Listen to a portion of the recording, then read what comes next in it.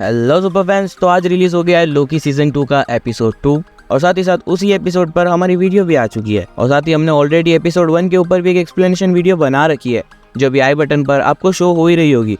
तो ऐसे ही हर एपिसोड या उसकी एक्सप्लेनेशन को देखने के लिए चैनल को जरूर से सब्सक्राइब करके उसके राइट साइड वाले बेल आइकन को ऑल पर सेट जरूर से कर लेना ताकि आप किसी भी एपिसोड को कभी भी मिस ना कर पाओ। तो जैसा कि हमें एपिसोड 1 में पता चला ही था कि सेल्वी जो 1982 के मैकडोनल्ड्स में पहुंच गई है। तो अब बात करते हैं एपिसोड 2 की। तो एपिसोड 2 की स्टार्टिंग होती है जहां पर लोकी और मोरबियस X5 की लास्ट लोकेशन पर जाते हैं जो उसके टेम्पलेट पर होती है और उस लोकेशन को ट्रैक करके वो लोग पहुंचते हैं ईयर 1977 लंदन में। और जिन लोगों को याद नहीं हो तो मैं बता दूं कि X5 वही है जिसको फर्स्ट एपिसोड में सेल्वी को ढूंढने के लिए भेजा गया था। तो बेसिकली उसकी लोकेशन को ट्रैक करके मोरबियस लोकी यहाँ पर पहुंचते हैं जहाँ पर एक मूवी का प्रीमियर चल रहा होता है जिस मूवी का नाम होता है ज़ाइनाक। और अगर आपको नहीं पता तो मैं बता दूं कि ज़ाइनाक नाम का मार्वल का एक कैरेक्टर भी है जो ज़्यादा फेमस तो नहीं है और जो ज़्यादा कॉमिक में कभी अपीयर भी नहीं हुआ है। और मोरबियस को लगता है कि सेल्वी यही होगी क्योंकि X5 की लोकेशन यहाँ से आ रही थी, लेकिन लोकी उसे कहता है कि नहीं, मुझे नहीं लगता कि सेल्वी यहाँ होगी क्योंकि ये जगह कुछ ज़्यादा ही सेफ लग रही है। खैर वो लोग बहस करते हुए मूवी के प्रीमियर पे पहुंचते हैं तो वहाँ और कोई नहीं बल्कि X5 एक एक्टर बन गया होता है जिसे लोकी और मोरबियस रुकाकर बोलते हैं कि सेल्वी मिली थी या नहीं तुम्हें, लेकिन वो बातों को घुमाकर वहाँ से भाग जाता है। लेकिन फिर हमें पता चलता है कि लोकी और मोरबियस वहाँ पर अकेले नहीं आए थे बल्कि वहाँ उनके साथ आई होती है हंटर B15 जो X5 को तो पकड़ती है लेकिन X5 उससे भी बचकर निकल जाता है। लेकिन हाँ, हंटर B15 को उसका टेम्पलेट जरूर मिल जाता है ताकि वो भाग ना सके। उसके बाद फिर लोकी उसे पकड़ता है लेकिन वो फिर वापस लोकी को चकमा देकर निकल जाता है। फिर लोकी थोड़ा सा गुस्से में आ जाता है और अपना इल्यूजन क्रिएट करके उसको परेशान करके उसको अपने चंगुल में आखिर में फंसा ही लेता है क्योंकि लोकी ने अपने इल्यूजन से यहाँ कई सारे ह्यूमंस को क्रिएट किया था और फिर फाइनली लोकी के इल्यूजन की वजह से ही वो पकड़ा भी जाता है और उसे फिर वहाँ से TVA लेकर जाया जाता है। आगे X5 से कई क्वेश्चन पूछे जाते हैं लेकिन वो कोई आंसर नहीं करता। साथ ही वहाँ पता चलता है कि X5 का जो टेम्पलेट है वो बाकी लोगों के टेम्पलेट से डिफरेंट और बहुत ही ज़्यादा डेवलप हो गया है, यानी कि मॉडिफाइड हो गया है। फिर लोकी और मोरबियस उस टेम्पलेट को लेकर के ओबी के पास जाते हैं। अब ओबी ऑलरेडी अपने टेम्पररी डिवाइस पर काम कर रहा होता है क्योंकि TVA का खतरा अभी भी पूरी तरीके से खत्म नहीं हुआ है। तो मोरबियस ओबी को उस टेम्पलेट को चेक करने के लिए कहता है, जिससे ओबी मोरबियस को कहता है कि क्या ये सीक्रेट टाइमलाइन के खतरे से बड़ा खतरा है तो मैं इसे करूँगा।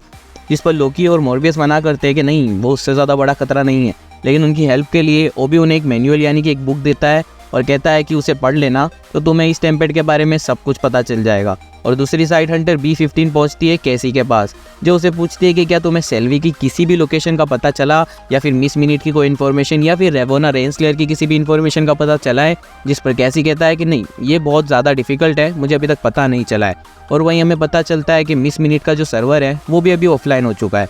लेकिन तभी कैसी उसे कहता है कि मेरे पास एक चीज़ ज़रूर है जो कि यह है कि रेवोना रेंसलेयर के टेम्पलेट पर आखिरी किसका मैसेज आया था। तभी हंटर B15 उसे पूछती है कि वो किसका मैसेज है।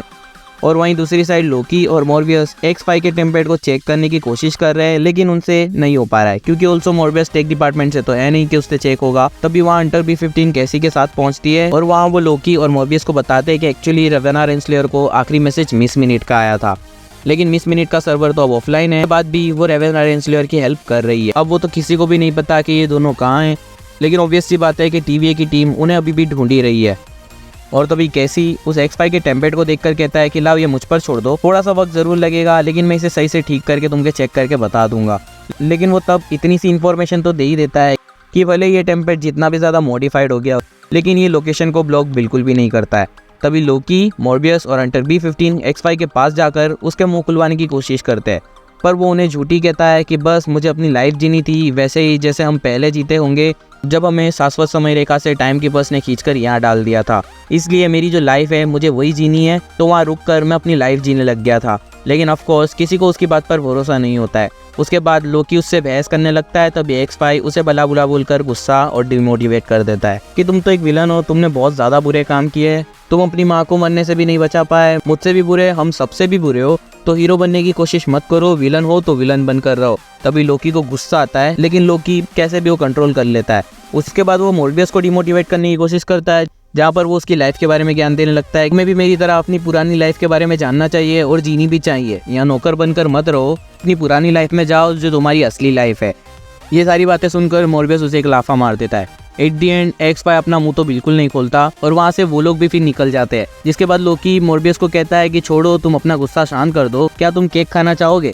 जिसके बाद मोरबियस और लोकी केक खाने बैठ जाते हैं। तभी लोकी मोरबियस को कहता है कि तुमने अपनी पुरानी लाइफ के बारे में जानने की कभी कोशिश क्यों नहीं की। जिस पर मॉर्बियस कहता है कि नहीं, मुझे नहीं जानना, यही मेरी रियल लाइफ है। लेकिन आखिर में पता चलता है कि मॉर्बियस डरता है कि अगर उसे ये पता चला कि उसकी पुरानी जो लाइफ है वो ज़्यादा अच्छी हुई तो वो उस बातों को कैसे भुला पाएगा।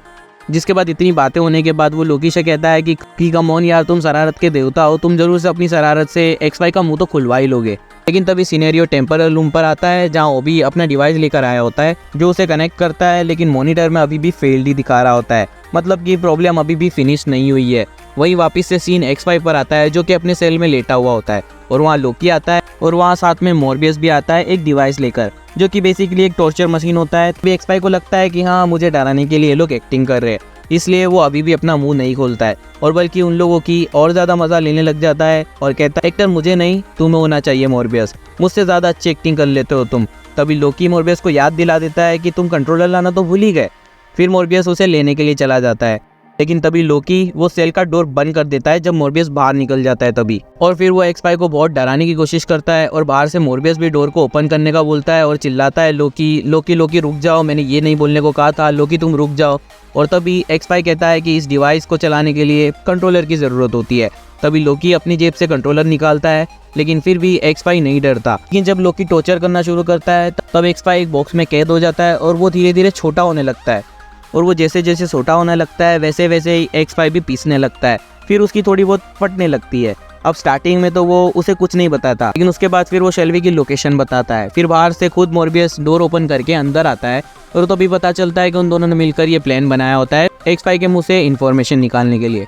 फिर मॉर्बियस कहता है कि अब तुम हमें शेल्वी की लोकेशन ही नहीं बताओगे, बल्कि तुम ही अब हमें वहाँ लेकर भी जाओगे। तभी फिर सिनेरियो ओबी के ऊपर शिफ्ट होता है जो कि हंटर B-15 और कैसी को बोल रहा होता है कि दिक्कत बहुत ज़्यादा हो गई है, टेम्परर ब्लॉक का डोर ब्लॉक हो गया है, अगर उसे हमें खोलना है तो इसे जिसने डिज़ाइन किया है हमें वो बंदा चाहिए होगा, वरना ये नहीं खुल पाएगा। यानी कि ये हिमोरी मैंसी खोल सकता है या फिर मिस मिनट। लेकिन हंटर B-15 कहती है कि शायद वो दोनों तो मर गए हैं अब। वहीं कैसी को पता चलता है कि वो जो मैनुअल बुक है वो ओबी ने लिखी हुई है और ओरोबोरोस नाम का बंदा भी यही है, तो वो उससे ऑटोग्राफ मांगने लगता है। मतलब इस सीन से हमें ये पता चलता है कि इन शॉर्ट मिस मिनट को वहाँ लाना ही होगा ताकि ये डोर खुल सके और TVA बच जाए। तभी वहाँ लोकी और मॉर्बियस पहुँचते हैं 1982 में XY को लेकर के। अब तुम सोचोगे वहाँ कहाँ, मतलब बेसिकली मैकडोनल्ड पर, जहाँ अंदर जाने पर पता चलता है कि शेल्वी वहाँ जॉब करने लग गई है। वहीं पर लोकी और शेल्वी की मुलाकात होती है आफ्टर अ लॉन्ग टाइम। तभी लोकी उसके पास जाकर कहता है कि मुझे तुमसे बात करनी है। तभी शेल्वी कहती है कि 5 मिनट बाद मेरा ब्रेक है, तब बात करते हैं। फिर वो ब्रेक में मैकडोनल्ड्स के बाहर मिलते हैं।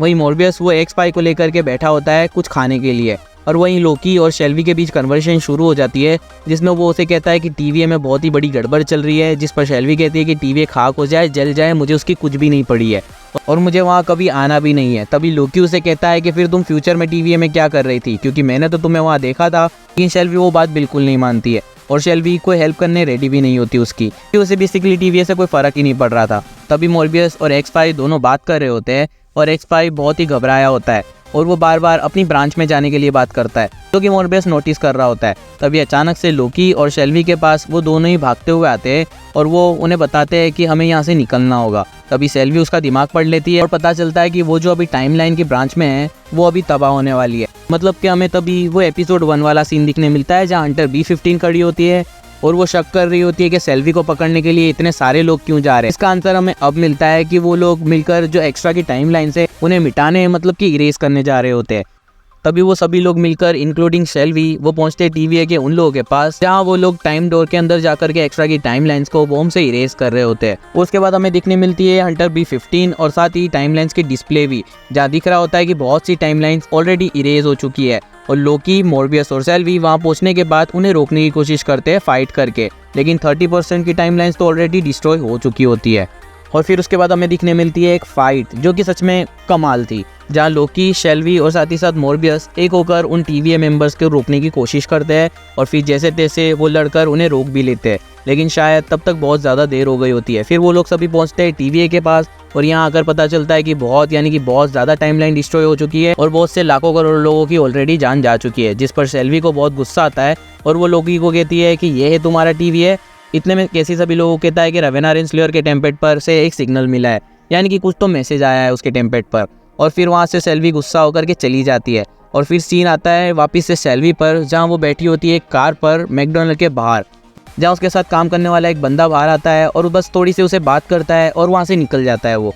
जिसके बाद शेल्वी कुछ सोच रही होती है और फिर उसके हाथ में होता है टाइम डोर का मशीन, जिससे वो एक्टिवेट करती है और फिर एपिसोड खत्म हो जाता है। जिसका मतलब कि शायद से शेल्वी का माइंड चेंज हुआ है और वो वापस TVA जाने वाली है, यानी कि उसने टाइम डोर ओपन किया होगा। खैर वो तो अब हमें अगले एपिसोड में पता चलेगा। तो अगर एपिसोड 3 की एक्सप्लेनेशन मिस नहीं करना चाहते हो तो चैनल को सब्सक्राइब करके अभी के अभी उसके राइट साइड वाले बेल आइकन को ऑल पर सेट कर लीजिए। अगर आपको वीडियो थोड़ा भी अच्छा लगा तो ज़रूर से एक लाइक कर देना। एंड हाँ, कमेंट्स में अपने एपिसोड 3 को लेकर के प्रिडिक्शन जो भी है ज़रूर से शेयर कर देना। बाकी तो अगर अभी तक अपने एपिसोड 1 के एक्सप्लेनेशन को नहीं देखा है तो आपको डिस्प्ले पर शो हो ही रही होगी, तो ज़रूर से एक बार क्लिक करके चेक कर लेना। मैं आपको उसी वीडियो में मिलता हूँ, तब तक के लिए गुड बाय।